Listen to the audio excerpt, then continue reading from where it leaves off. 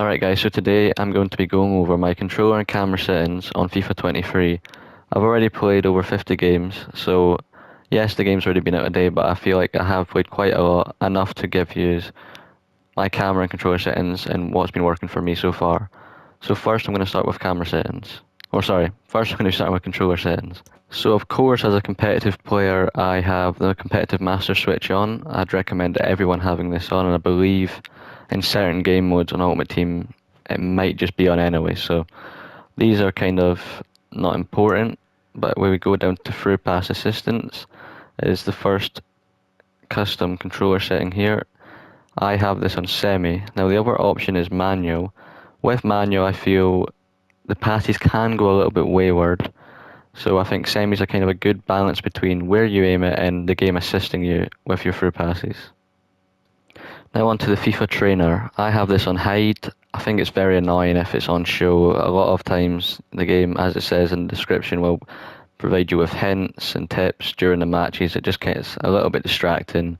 I don't want to see tips on how to pass when I'm making a pass or how to shoot when I want to shoot. I just want to do it myself, and I have that on hide. Now, timed finishing. This to me is one of the most important ones. I think everyone should have this on. From FIFA 22, it's been extremely important, timed finishing. It gives you a big boost of your shots if you can green the shots. I think this is something everyone should have on and should learn. So I would definitely have timed finishing on. Now, next player switch indicator I have on, and as you'll see in the description, the next player switch indicator shows to which player you switch to when pressing L1 while defending. So I could go either way with this. If you find it distracting to have the next switch on, the next player switch indicator on, you could turn it off, and I don't think it would make too much of a difference. Me personally though, I like to see who I'm going to be switching to if I want to use a quick L1 switch rather than a right stick switch, so I have it on. Now, pass block assistance. So I think, again, this is pretty obvious to have on. Sometimes the game will basically assist you in stepping up onto a tackle or into an interception rather, or a block. I think this is, it's just helpful to have on. If you want to play it off, then that's fine as well, but for me, I'd certainly have this on. Now, auto switching. As of last year, I was playing on manual, but I think it is help, and sometimes on air balls and loose balls, but whilst playing 2v2, I think having it on loose balls, it switches you off your players a lot. Me personally, I prefer to have it on only air balls because it does give me a little bit of help, but I trust myself to be able to defend most things by myself manually, so I don't want too much assistance from the game or the game to be switching me off players in important moments. So I have this on only air balls.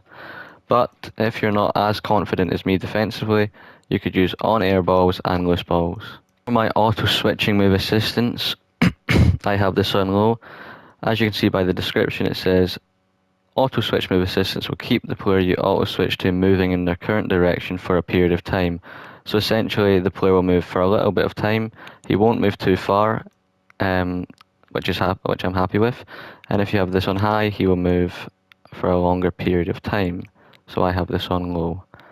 Clearance assistance, I have this on directional because I like to have some sort of input into where I'm kicking the ball.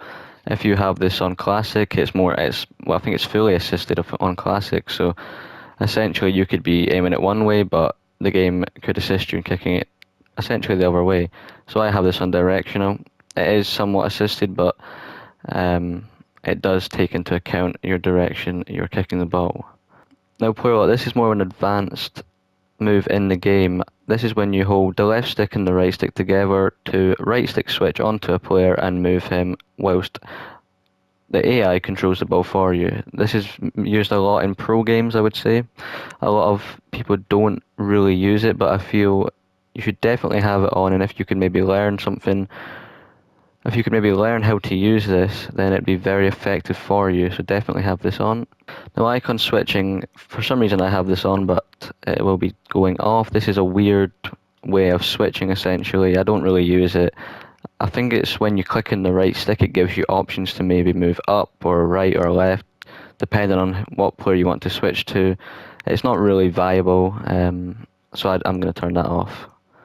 Now, right stick switching, I had this on adaptive when this game first came out. I think that's the default setting. So my first game is it's the only game I lost I had on adaptive. After I changed to adaptive, sorry, to classic, I haven't lost a game since. Definitely have this on classic if you use right stick switching, and even if you don't, just have it on classic anyway.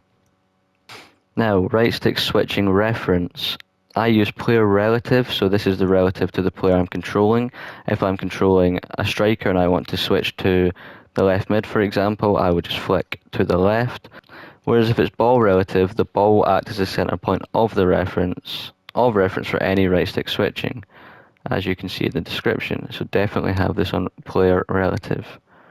Now, ground pass assistance I have on assisted. If the game's going to help me, perfect. Shot assistance, same with all of these, mostly all unassisted. If the game wants to help me with my shot, my ground pass, cross, that's the best way to do it. I'm going to have that unassisted. Now, it's a little bit different for me for lobbed and through passes. I prefer these on semi because I like to have a little bit of input. I feel when it's assisted, the game can kind of maybe move the direction of it a little bit. I feel like it helps me personally, if I have it on semi, I have a little bit more input onto where I'm aiming those through passes. So again, save assistance on assisted. Now analog sprint I have off. When I'm wanting to sprint with my players, I just want to hold R2. I don't want to be holding it to different variations, lighter or stronger, to make my players run faster or slower. I just want to have it consistent, so I have it off, and I'd recommend having it off. If pass receiver lock is late, the pass receiver is locked as late as possible, close to the time when the ball is kicked. To be honest, I don't really play about with this too much. Yeah, I just have this on the late. I think that's default. I'm not too sure entirely what the difference would be, but I have this on late. And then user vibration feedback I have on off because you don't want vibrations when you're playing. And the same with trigger effect. I don't want any resistance when pulling R2, so I have this off. Now we move on to camera settings. So I am a telebroadcast player, so these are going to be telebroadcast settings. As you can see, all telebroadcast until we get to camera settings is on custom rather than default. I play camera height 15, camera zoom 0. Now I am thinking I might experiment maybe on 12, but for now I've played around 55 games or so on this height. I played this height last year as well. I really like this telebroadcast custom camera height of 15 and camera zoom of 0. And of course, quick little thing to add, have your power shot zoom on off. So basically power shots are a new feature in the game. When you do a power shot, it zooms in originally. You can turn this off. It makes them a lot better. They're very overpowered right now, so definitely turn this off. Now, I've shown you these camera settings. I am going to show you a few clips of me playing the game just to see what you can, just to get a grasp of what the game looks like on these settings.